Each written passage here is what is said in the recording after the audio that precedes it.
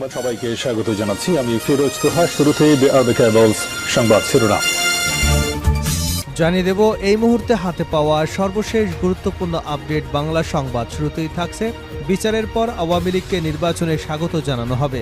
অন্তর্বর্তী সরকারের প্রধান উপদেষ্টা ডক্টর মোহাম্মদ ইউনূস বলেছেন, আওয়ামী লীগকে নির্বাচনে প্রতিদ্বন্দ্বিতা করবার জন্য স্বাগত জানানো হবে, তবে তার আগে জুলাই আগস্টে ছাত্র আন্দোলনে হতাহতের ঘটনায় জড়িত আওয়ামী লীগ এবং তাদের সহযোগীদের প্রত্যেকের বিচার নিশ্চিত করা হবে।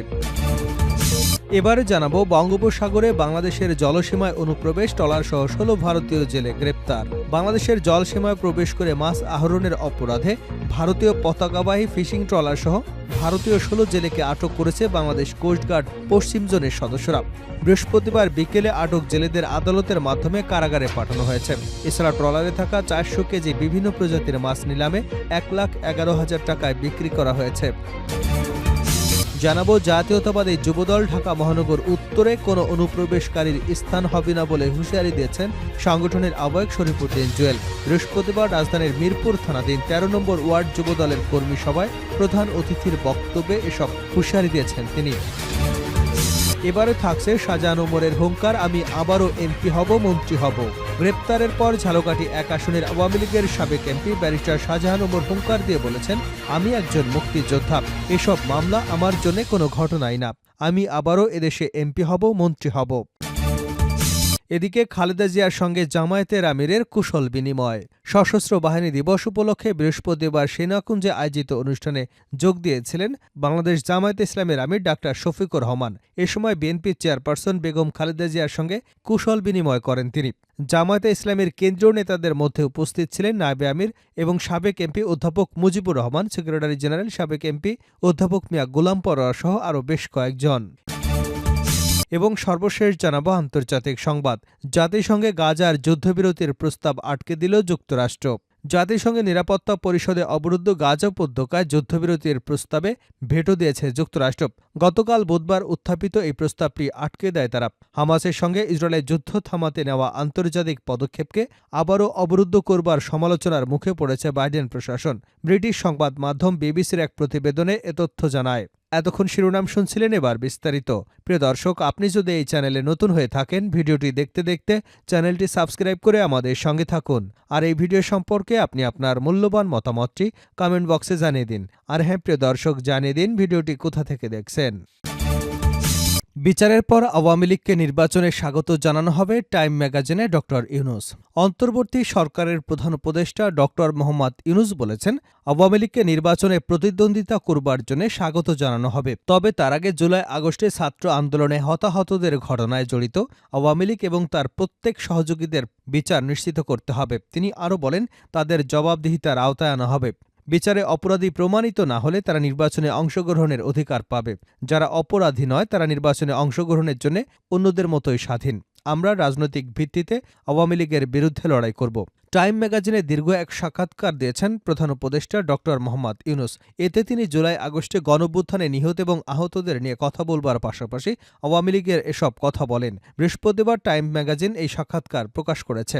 এতে ডক্টর ইউনূস বলেন, আমাকে সরকারের দায়িত্ব নিতে বলায় শুরুতে আমি তা এড়ানোর চেষ্টা করেছিলাম, কিন্তু পরে বললাম, ঠিক আছে, তোমরা তোমাদের জীবন দিয়েছ, তোমার বন্ধুরাও জীবন দিয়েছে, তাই আমি তোমাদের সেরাটা দেওয়ার চেষ্টা করব। তিনি বলেন, জুলাই এবং আগস্টে আন্দোলনে বিক্ষোভকারী এবং নিরাপত্তা বাহিনীর সংঘর্ষে ১৫০০-এরও বেশি মানুষ নিহত এবং অনেকে আহত হয়েছেন। অন্যদিকে হাসিনা শাসন আমলে গত ১৫ বছরে ৩৫০০ জনকে বিচার বহির্ভূতভাবে গুম করা হয়েছে। এছাড়া হত্যা, গুম এবং রাষ্ট্রীয় প্রতিষ্ঠান ধ্বংসের সাধনের মাধ্যমে একটি ফ্যাসিবাদী শাসন কায়েম করা হয়েছিল। শেখ হাসিনার ভারতের আশ্রয় বিষয়ে ডক্টর ইউনূস বলেন, তিনি ভারতে আশ্রয় নিয়ে আবারও কথা বলছেন, এটাও আমাদের জন্য অনেক বড় সমস্যার কারণ হয়ে দাঁড়িয়েছে। তিনি ভারতে বসে সরকারের উপদেষ্টাদের বিরুদ্ধে অপপ্রচার চালিয়ে যাচ্ছেন। ফলে সহিংসতার জন্য শেখ হাসিনার বিরুদ্ধে করা মামলার প্রেক্ষিতে তাকে বাংলাদেশে ফেরত চাওয়া হয়েছে। যদিও কেউ বিশ্বাস করে না যে ভারতের প্রধানমন্ত্রী নরেন্দ্র মোদী তাতে রাজি হবেন। সংখ্যালঘু সম্প্রদায় নিয়ে ট্রাম্পের পোস্টের বিষয়ে ডক্টর ইউনূস বলেন, ডোনাল্ড ট্রাম্পের সঙ্গে এ নিয়ে কথা বলতে পারব বলে আত্মবিশ্বাসী। এছাড়া ট্রাম্প একজন ব্যবসায়ী, আমরাও ব্যবসা নিয়ে ভাবছি। আমরা কোনো সংকটে সাহায্য করবার জন্য বিনামূল্যে টাকা চাইছি না। আমরা একটি ব্যবসায়িক অংশীদারত্ব চাই। বিশ্বব্যাপী প্রতিষ্ঠানগুলোকে আশ্বস্ত করতে হবে যে বাংলাদেশে ব্যবসার জন্য খোলা রয়েছে। দেশকে পুনর্গঠনের অঙ্গীকার করে তিনি বলেন, দেশে ৬ দফা সংস্কার প্রক্রিয়া চলছে, যেখানে নির্বাচনী সংস্থা, পুলিশ প্রশাসন, বিচার ব্যবস্থা, দুর্নীতি দমন কমিশন, সরকারি প্রশাসন এবং জাতীয় সংবিধানকে কেন্দ্র করে কাজ করা হচ্ছে। এছাড়া আওয়ামী লীগের হাজার কোটি ডলার পাচারের অর্থ উদ্ধারে কাজ করবেন বলে জানিয়েছেন ডক্টর মোহাম্মদ ইউনূস। তিনি বলেন, ইউরোপীয় কমিশনের president Ursula von der Leyen দুর্নীতির মূলোৎপাটনের জন্য ব্লক ম্যাগাজিন শেয়ার করবার প্রস্তাব দিয়েছেন এবং প্রতিটি দেশে এসব অর্থ ফেরত পেতে সহায়তার প্রস্তাব দিয়েছে। বঙ্গোপসাগরে বাংলাদেশের জলসীমায় অনুপ্রবেশ, ট্রলারসহ ১৬ ভারতীয় জেলে আটক। বাংলাদেশের জলসীমায় অনুপ্রবেশ করে মাছ আহরণের অপরাধে ভারতীয় পতাকাবাহী ফিশিং ট্রলারসহ ভারতীয় ১৬ জেলেকে আটক করেছে বাংলাদেশ কোস্টগার্ড পশ্চিম জোনের সদস্যরা।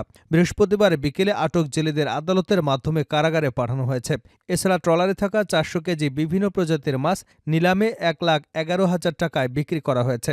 এর আগে বুধবার বঙ্গোপসাগরের ফেয়ারওয়ে বয় সংলগ্ন এলাকা থেকে ট্রলারসহ জেলেদের আটক করা হয়। আটক জেলেরা ভারতের দক্ষিণ পশ্চিম পরগনার বাসিন্দা। এ বিষয়ে মোংলা থানার ভারপ্রাপ্ত কর্মকর্তা মোহাম্মদ আনিসুর রহমান বলেন, আটক ভারতীয় জেলেরা বুধবার রাতেই মোংলা কোস্টগার্ড কার্যালয়ে নিয়ে আসা হয়। পরবর্তীতে আইনি প্রক্রিয়া শেষে জেলেদের থানায় হস্তান্তর করা হয়। এ ঘটনায় মোংলা থানায় একটি মামলা দায়ের হয়েছে। এর আগে ১৭ অক্টোবর বাংলাদেশি সমুদ্র সীমায় মাছ ধরবার অপরাধে ৩টি ট্রলারসহ ৪৮ জন ভারতীয় জেলেকে আটক করেছিল নৌবাহিনী এবং কোস্টগার্ড। যুবদলে কোনো অনুপ্রবেশকারীর স্থান হবে না, শরীফউদ্দীন। জাতীয়তাবাদী যুবদল ঢাকা মহানগর উত্তরে কোনো অনুপ্রবেশকারীর স্থান হবে না বলে হুঁশিয়ারি দিয়েছেন সংগঠনের আহ্বায়ক শরীফউদ্দীন জুয়েল। বৃহস্পতিবার রাজধানীর মিরপুর থানাধীন ১৩ নম্বর ওয়ার্ড যুবদলের কর্মী সভায় প্রধান অতিথির বক্তব্যে তিনি এই হুঁশিয়ারি দেন। শরীফউদ্দীন জুয়েল বলেন, আন্দোলন সংগ্রামে যারা ভূমিকা রেখেছে, যুবদল ঢাকা মহানগর উত্তরের প্রতিটি শাখা কমিটিতে শুধু তারাই স্থান পাবেন। অনুপ্রবেশকারীদের হুঁশিয়ারি করে তিনি বলেন, যুবদল ঢাকা মহানগর উত্তরে কোনো অনুপ্রবেশকারীর স্থান হবে না। এ সময় সকলকে জনগণের পাশে থাকতে তাদের আস্থা অর্জনের আহ্বান জানান। বিএনপির ভারপ্রাপ্ত চেয়ারম্যান তারেক রহমান ঘোষিত ৩১ দফাকে আগামী দিনে রাষ্ট্র কাঠামো মেরামতের রূপরেখা উল্লেখ করে যুবদল ঢাকা মহানগর উত্তরের নেতাকর্মীদের এটি আত্মস্থ করবার নির্দেশনা প্রদান করেন শরীফউদ্দীন জুয়েল। তিনি বলেন, ৩১ দফা বাংলাদেশের প্রতিটি ঘরে ঘরে পৌঁছে দিতে হবে।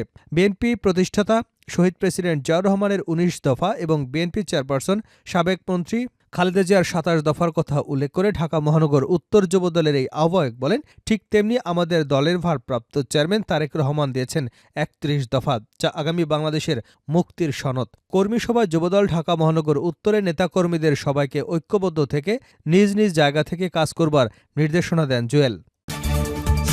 শাহজাহান ওমরের হুঙ্কার, আমি আবারও এমপি হব, মন্ত্রী হব। গ্রেপ্তারের পর ঝালকাঠি ১ আসনের আওয়ামী লীগের সাবেক এমপি ব্যারিস্টার শাহজাহান ওমর হুঙ্কার দিয়ে বলেছেন, আমি একজন মুক্তিযোদ্ধা, এসব মামলা আমার জন্য কোনো ঘটনাই না। আমি আবারও এদেশে এমপি হব, মন্ত্রী হব।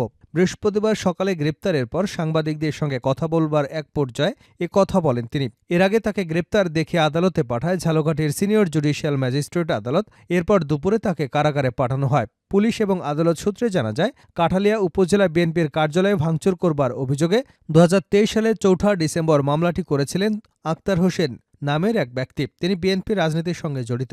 ওই মামলায় শাহজাহান ওমরকে গ্রেপ্তার দেখিয়ে আদালতে সোপর্দ করে রাজাপুর থানা পুলিশ। জানা গেছে, এদিন সকালে বরিশাল থেকে ঝালকাঠি রাজাপুরে যাবার পথে পিংড়ি এলাকায় সাবেক এই আওয়ামী লীগ এমপির গাড়িতে হামলার ঘটনা ঘটে। এতে তার গাড়ি ক্ষতবিক্ষত হয়ে ধ্বংসস্তূপে পরিণত হয়। এতে শাহজাহান ওমরও আহত হন। এ ঘটনায় তিনি বাদী হয়ে থানায় মামলা করতে যান। তবে কাঠালিয়া থানায় তার নামে থাকা পূর্বের ওই মামলায় তাকে গ্রেপ্তার করে পুলিশ। উল্লেখ্য, ঝালকাঠি জেলা প্রতিষ্ঠিত হবার আগে বাকেরগঞ্জ ১২ আসনের সংসদ সদস্য ছিলেন শাহজাহান ওমর। পঞ্চম, অষ্টম এবং দ্বাদশ জাতীয় সংসদে তিনি ঝালকাঠি ১ আসন থেকে নির্বাচনে জয়লাভ করেন। খালেদা জিয়ার প্রথম এবং তৃতীয় মন্ত্রিসভায় একাধিক দপ্তরের দায়িত্ব পালন করেছেন তিনি। দীর্ঘদিন বিএনপি রাজনীতির সঙ্গে যুক্ত থাকার পর দ্বাদশ সংসদ নির্বাচনের আগে আওয়ামী লীগে যোগ দেন শাহজাহান ওমর।